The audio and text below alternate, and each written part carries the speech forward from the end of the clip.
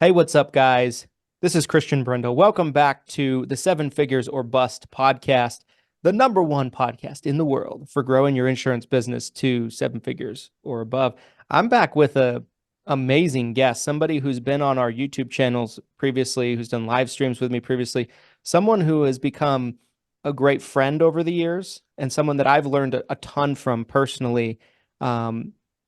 Behind closed doors in a lot of situations, like personal conversations, spending time in person at events.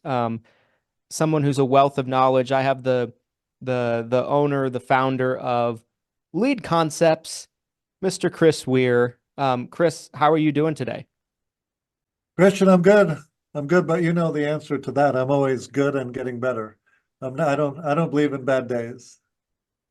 That I say that all the time, right? Like I had we had somebody new start in our office, that we hired, and she was like, she made a comment. She's like, today was a good day. I'm like, every day is a good day. And she looked at me and laughed because, she thought I was joking. I'm like, I'm not joking. I'm like, every day is a good day. I picked that up from you because I heard you say that one time. Right. I mean, obviously they're not all good days, but you ever have anybody you talk to regularly and you ask them, how's it going? And they actually tell you how crappy everything is. It's like, oh Yeah. man, you learn not to start with that, because some people, that's the first thing they say as a reflex. Oh, how Yes. are you doing? Well, eventually you learn, okay, when I'm talking to this particular person, I'm not going to say, how are you doing? Because Yeah. it's usually negative and it's consistently not a great answer. So Yes. Agreed. I mean, it makes everybody uncomfortable if someone goes off about how horrible their day is going. That's for sure. And sure, it's okay. You can have those days once in a while in real life. I don't, yeah. I don't, but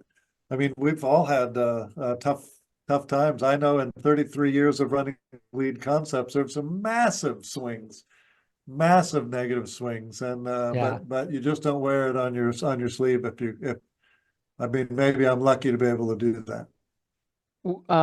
There's so much I want to get into with you. I wanted to start with, on the off chance that there's somebody watching that isn't familiar with you or Lead Concepts, can you take us back to the beginning?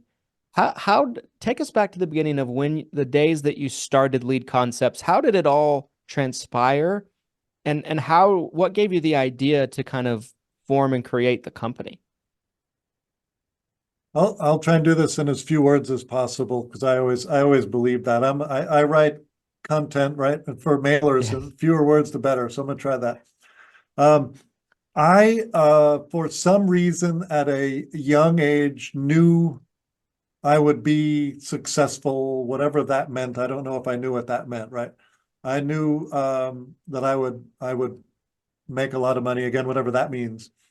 But for some reason, I always kind of knew that, and I don't know why. And when I was trying to decide what it was I wanted to do for a living after college, I did college for 4 years. Um, I just knew that I wanted to do something that was limitless in terms of income.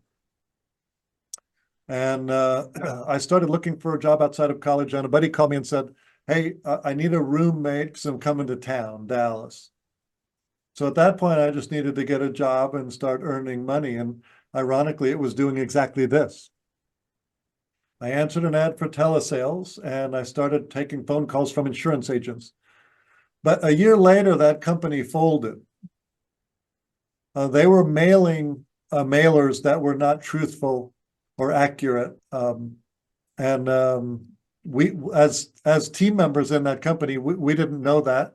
So one day when I went to work and that company was gone, Lead Concepts was born. And Mm. that was 33 years ago. Three of us started Lead Concepts together. One left. One I bought out 24 years ago. He's still with me. And so I became the sole owner of Lead Concepts in the year 2000. Okay. So, And I knew that, Christian, because I knew I wanted to buy my first building. I mm, knew I wanted, in order to take that next level of wealth creation, I wanted to buy, we'd been leasing for 10 years, and it was time I wanted to buy my first building, which I've purchased three now, and each one that I buy is is financially soul crushing to get into the building and make the down payment.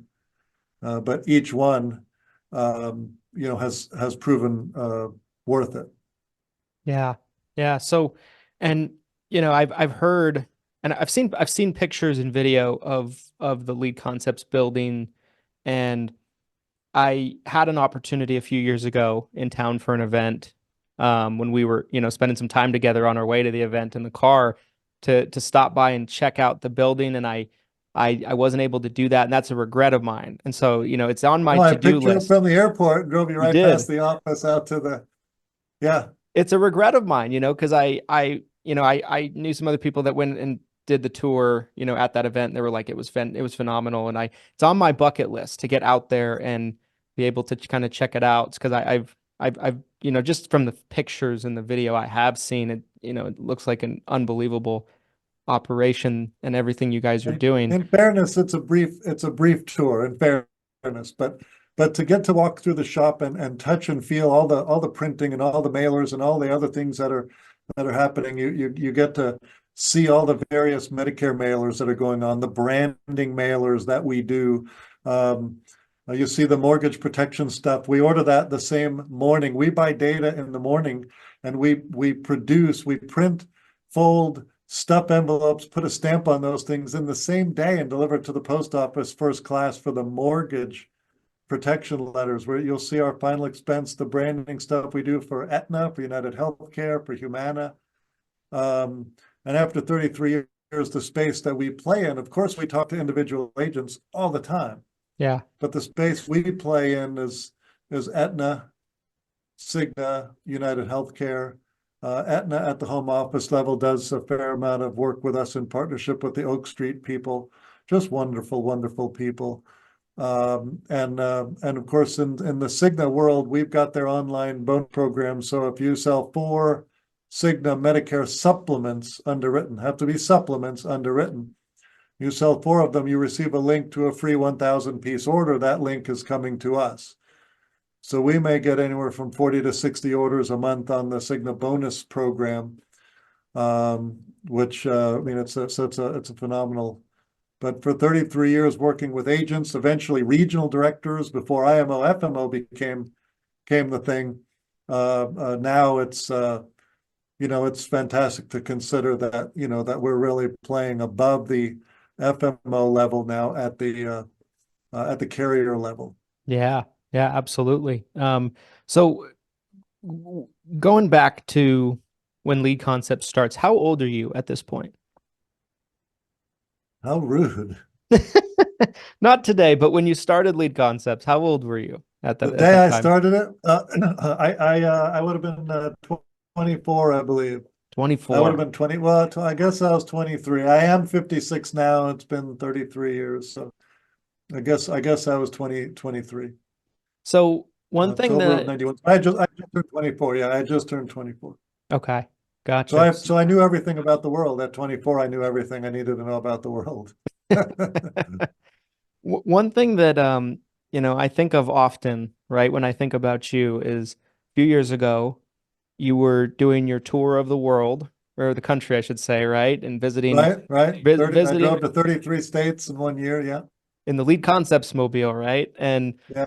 you were gracious enough to stop by and spend some time here at our offices with me. We were quite a bit smaller staff wise then than we are now, and we spent a lot of time. We spent that day together, and we went over some really helpful business strategy together.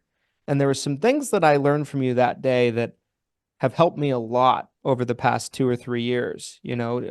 Talking about growing, hiring. We talked about books, which all of which I have now and have read.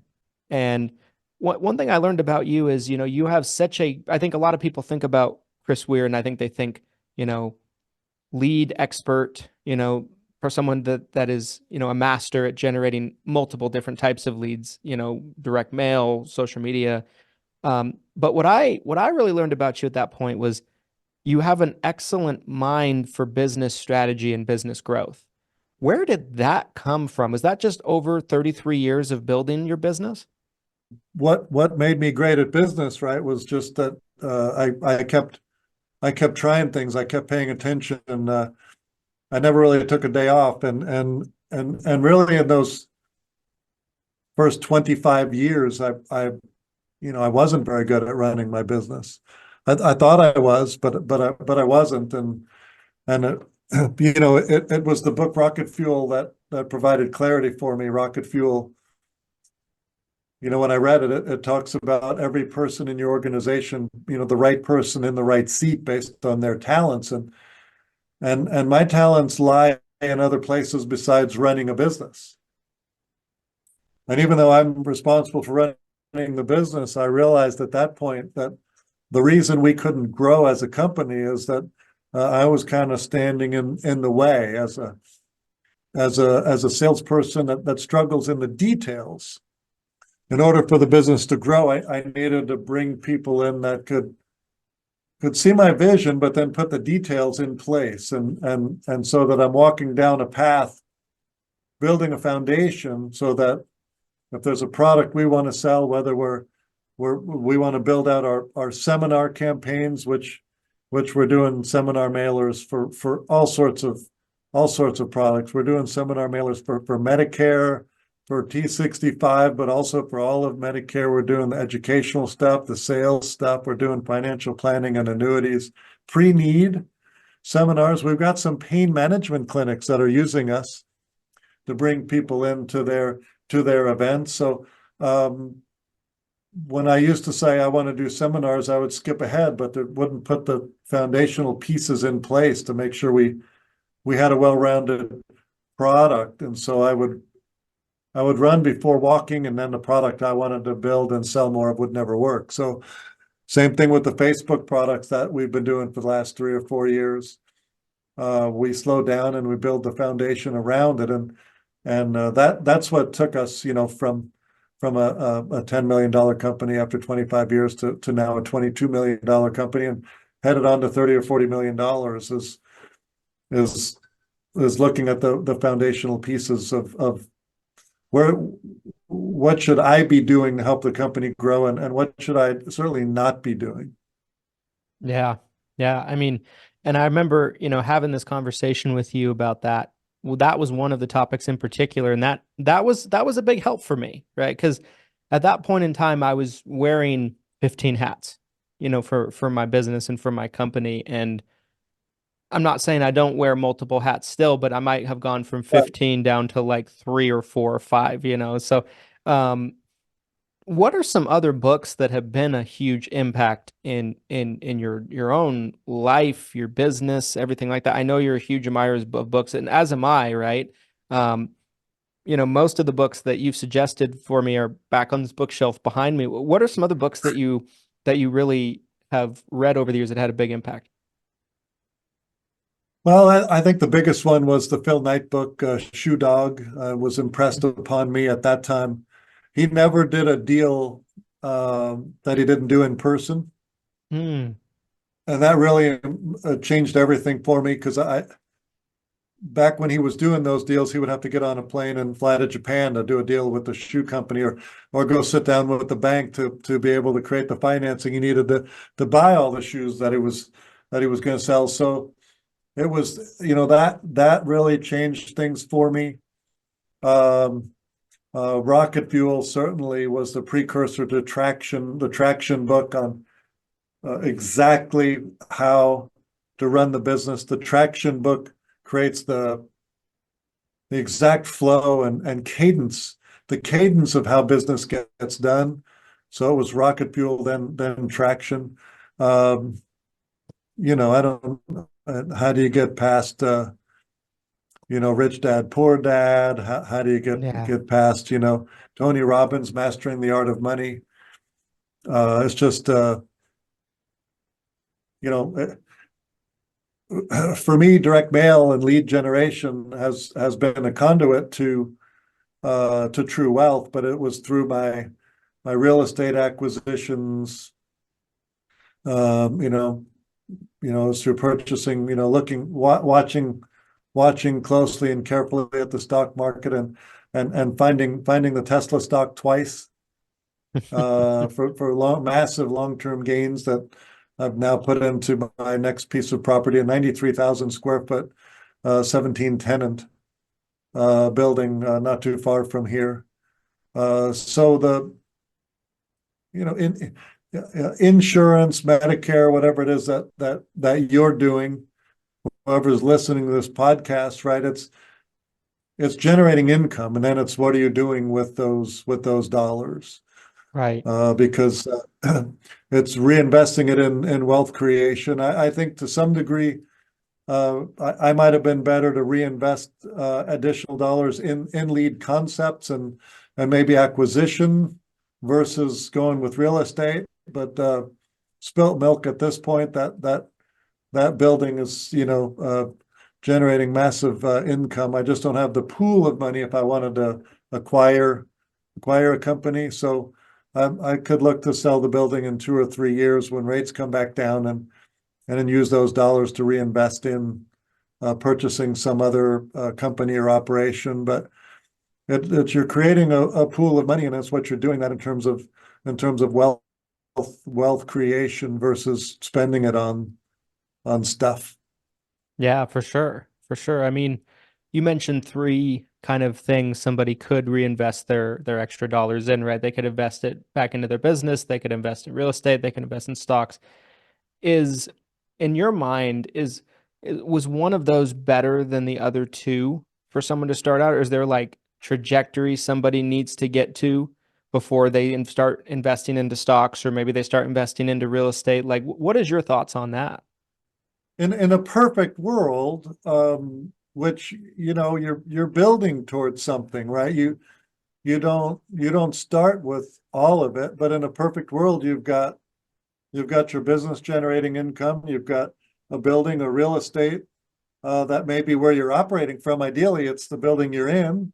Yeah. You got real estate that's growing in value and maybe paying you income. Then you've got some sort of a stock portfolio. I mean,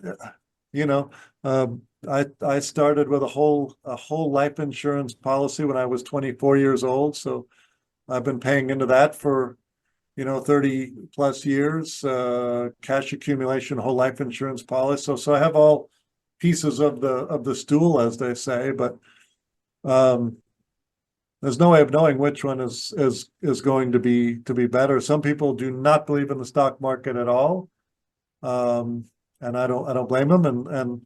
And some people don't want to be involved in real estate and all of that, that it brings. But I have I've got a property manager, and then I've got a realtor that keeps it full, and they collaborate. And so I pay them a lot of money, of my proceeds to do that. But it's because my function is not to be showing spaces. I'm in the lead generation space. We're creating products and relationships, and I've got to be in. I just got back from Kansas City. I've got to be back there in a few weeks. I'm going to be in Florida and Vegas, as you know, a couple of times, and Salt Lake City before that, and Cleveland. So I'm lead concepts. Is where we are. We're excited. We're going to be bringing an announcement as our partnership with registered Social Security analysts. They seem to be everywhere now, and I've seen their product. I love their product, and the thing missing from their product is, guess what? Lead generation, which so we've rounded out the product of the registered Social Security analyst now with lead generation that supports that function. Yeah. Yeah. I think that makes a lot of sense. I think really is impossible because hindsight's always 2020, right? You never know exactly what's going to pay off probably the most. But I do think there's so much wisdom in that, because there's so many people that buy things, like you said, they'll buy toys, things that, as Rich Dad Poor Dad's definition, right, would be liabilities, not assets, right? The whole concept of Rich Dad Poor Dad was invest in assets, not liabilities. And too many people buy liabilities and they don't buy assets. So it probably doesn't matter too much what the asset is, as long as you're buying assets. Is that kind of what you would you agree with that? Yeah, I mean, right, if you're buying things that will appreciate in value, Rich Dad Poor Dad takes it to a whole new level because he actually says buying your own home is not a good investment Right. because Yeah. it's not paying you income. In fact, it's sucking all the money out of your checking account constantly for repairs and maintenance and upkeep and boy, I mean, I could hardly argue with that. The amount of money that goes to that, I'm not sure myself, what that option is because I'm not, you know, I mean, I love my home and we've always had wonderful homes and memories. So you don't have to take everything at face value, but for Yeah. certain, um, he had indicated that a home was not a great investment. But like anything else, I suppose it depends on where you are and when you buy it versus when you sell it. And I've been lucky in that regard as well. That when it was time to sell my home, um, it didn't appreciate for about 10 years. It actually depreciated for many, many years. And then when it became time to sell it and build the next thing, um, just luck of the timing, right? The values started climbing dramatically. So, Yeah. Yeah. Yeah, I think it makes a lot of sense. I think it does make sense that it can be very situational, in that regard. A question that I wanted to ask you that I've always been very curious about with you. You are one of the best I've ever met at building relationships. You mentioned building relationships a second ago. You are, a black belt at that. What have you learned over the years about developing and cultivating strong relationships with people? Is there a key to that, or is it more just as simple as taking interest in other people? yeah, I mean, there's techniques for sure, but for me, it just comes naturally because I love everybody. It's like I mentioned, I'm not good at running my business in the details because I hire everybody. I never fire anybody. I don't vet people because I assume the best in everyone. So some of what you're talking about is natural, Yeah. but you do learn, as well. When you're on the phone with somebody as a young person, I made sure to connect with my customers over the phone by finding a common ground. And it was really simple for me when I was talking to an insurance agent. And oftentimes, as a 24, 25-year-old, I didn't want the person I was talking to know how young I was. So I didn't divulge my age. I didn't sound like somebody that young. I did the same thing too, because I started selling at 21. So I know Yeah, exactly what you mean. right. But when I would relate to them that I was on commission just as they were, it immediately put me on a level ground, right? So it wasn't like I had to figure out if they had a dog or a kid or if we liked the same movie or some thing like that. That would be almost fake. Once I imparted to them this commonality that I'm on commission just like you, then it put us on the same ground, right? And all of a sudden they were worried about my well-being as well. So, you know, I learned if I was talking to somebody from the Northeast that I needed to make my sentences shorter and faster. If I was talking to somebody in Georgia or the Carolinas, I needed to slow down. Yeah. Well, they call Yeah. that mirroring. Yes. I mean, Yeah. Yeah. so there are techniques to it, but what you're talking about with me, um, it's I don't know how duplicatable it is because I've never met anybody that I didn't want to talk to and find out what their deal was, how how they came about. Everyone's favorite subject is the same, right? Yep. That's right. Themselves. Ask questions, ask Yeah. questions, and people talking about their favorite subject is themselves, their kids, their life, their stuff. I mean, and everybody has a story, as I've often said on stage, right? Everybody has a story, people who have done things that are phenomenal, or you'd just be shocked to find out that they did it. they won't tell you because they think it's common or boring because they did it. Yeah. I still do it, Christian. I get on stage and I just did it last week. I get on stage and I tell everyone in the room, whether it's 100 people or 200 people, I tell them, you are in a unique situation. You are in the same room as me. And there's always somebody in the front row that rolls their eyes, but the truth is that I've spent 33 years getting really, really good at what I do. And Yeah. if you're an agent, if you're a broker, you should get to know me because I'm not chasing your money, I'm chasing your success. Yeah. And if you're not mailing to your own customers at the very, very least, then that's something that I need to be doing for you. Because if you're not mailing something to your customers a couple of times a year, I am.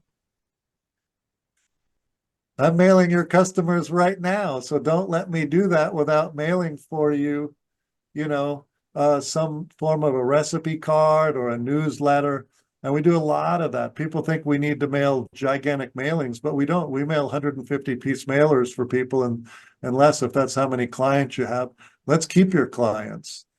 Yeah. So, when I say you're lucky to be in the same room as me, I want when you as an agent walk into a room full of seniors to feel the same way. You've done the work. You've done the training. You've learned the products. If you've got somebody in there that's a veteran, you understand the ins and outs of the products that make sense for them. Cigna, Aetna, they have products that are designed for veterans, and you've done that work. So if you're in that room, I want you to feel like I know what I'm talking about, and it would be in their best interest to stop and listen, because I'm not here to sell them something. I'm here to save them money, to make sure they're getting all the benefits that are available to me. I go to the events, I take the training, and I've got the right to say, these folks are lucky that I'm in the room with them. Yeah. Yeah. I remember, you kind of saved the day famously, right, at our first conference, when you Oh, last second stepped in and took the stage. And, you know, I remember you gave that same talk. You gave that talk, and it was I remember it very vividly. I remember it, and it left a very good impression. One thing I've learned about you, Chris, is you are very on, you're so good, I think, probably just naturally at being creating situations that people don't forget easily. Whether it be like showing up in a disguise to an event or creating some kind of situation, right? Like I remember at our event, I'm trying to remember what it was. I think it was like you were pretending the doors were locked outside in the hallway. I was the first speaker, so I shook the door as though I was locked out. Yeah, I forgot it. Yeah, yeah.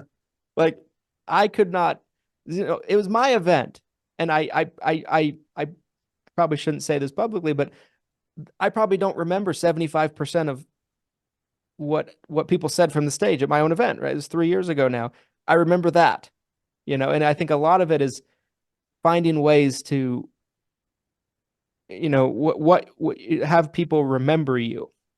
And I think you are so good at that. You're probably just naturally, instinctively good at that.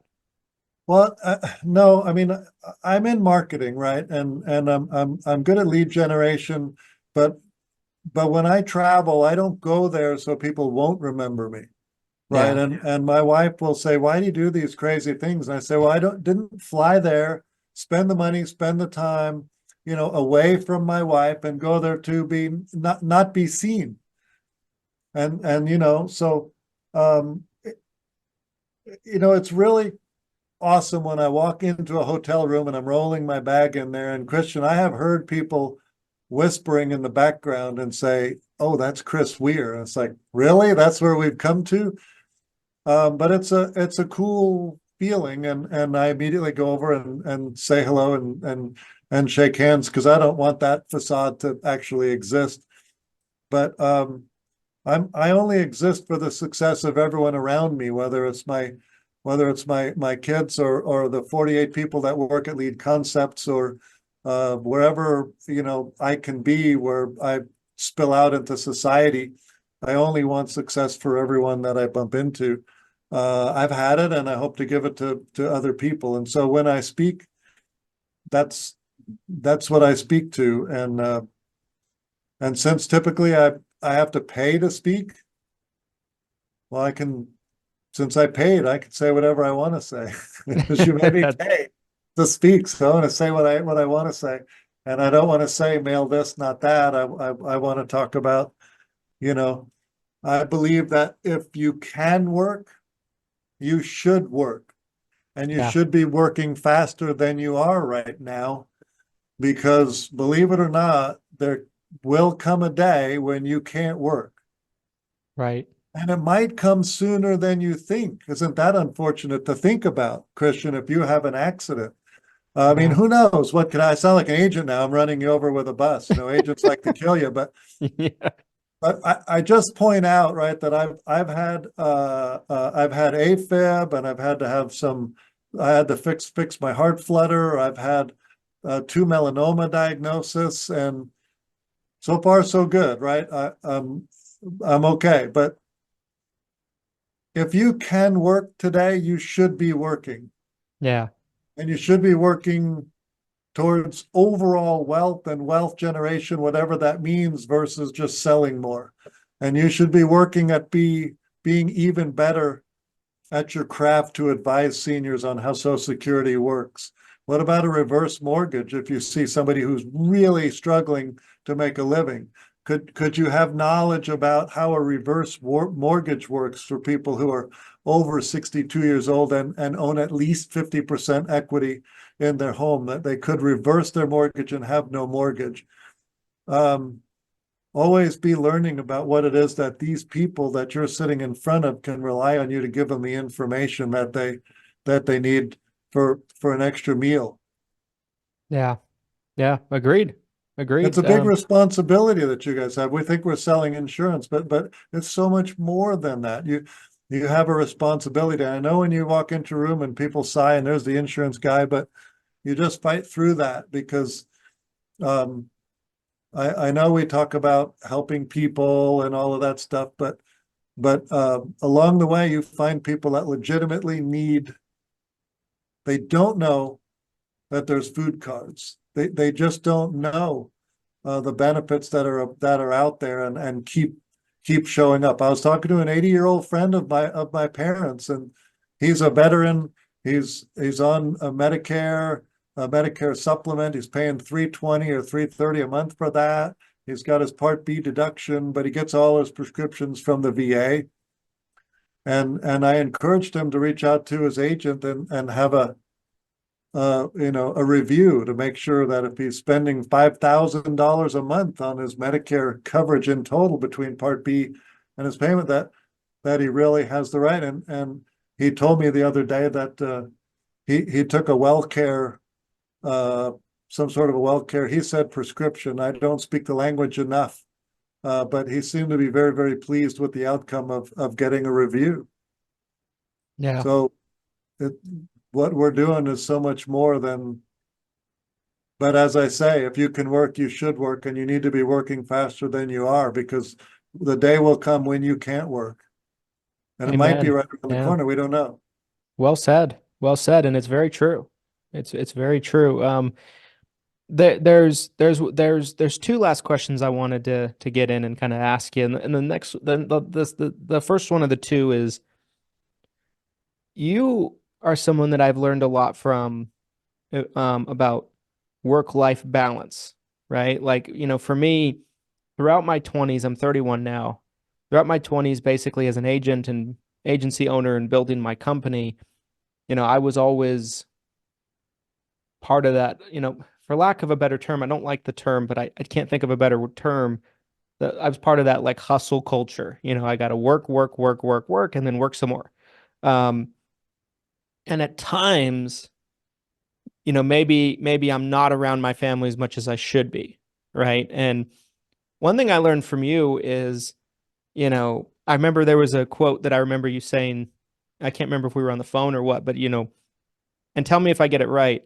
You said something on the lines of, when you were growing your business, you would be at work and feel guilty that you weren't at home, and be at home and feel guilty that you weren't at work.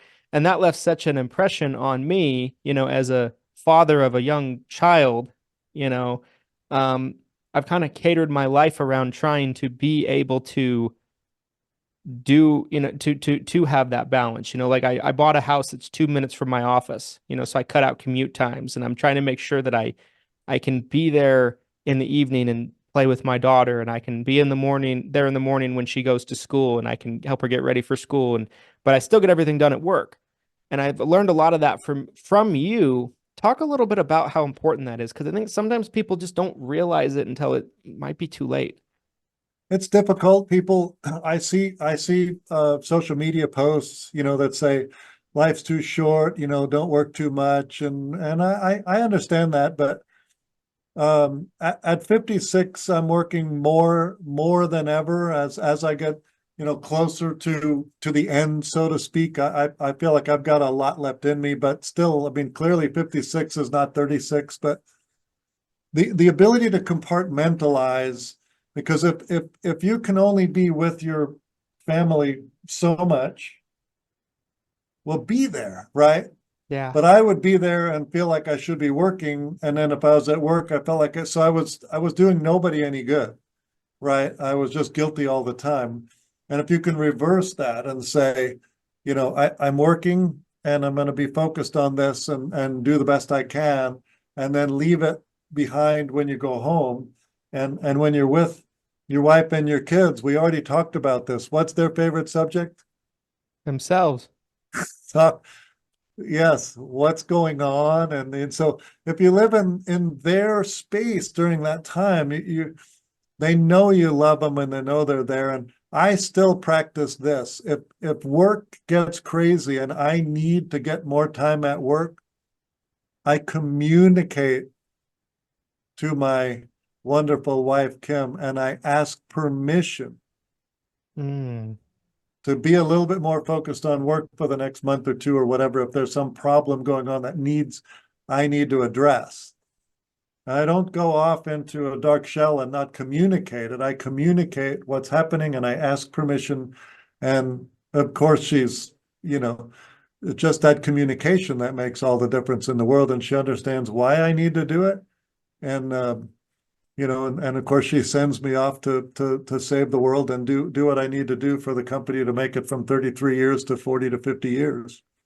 This video is sponsored by none other than Hire Heroes, you guys. Hire Heroes should be at the top of your list when considering your virtual assistant needs. Let's face it, today, hiring employees and hiring staff for your business is harder than ever and more expensive than it's ever been before. And when you're a new up-and-coming business in particular, or even if you're an established business, sometimes the squeeze of the financials of hiring somebody stateside can be incredibly challenging. What Hire Heroes brings to you is an ability to tap into their best of the best team members that you can plug into your business for very affordable prices. One thing about finding and hiring VAs completely on your own is it can get a little sketchy because you don't always know who you're getting and who's working for you. The great thing also about Hire Heroes is they've gone through and done the work for you of vetting the people that you're going to be working with, and the people that you are assigned are only the best of the best and the shining examples of excellence within the company. So you know you're getting